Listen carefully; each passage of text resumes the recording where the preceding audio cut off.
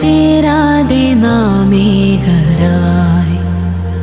ആ നാളുകളോ തീവേനലുപോൽ ഇടവിടാതെ നമ്മളിലാടുകയാണത്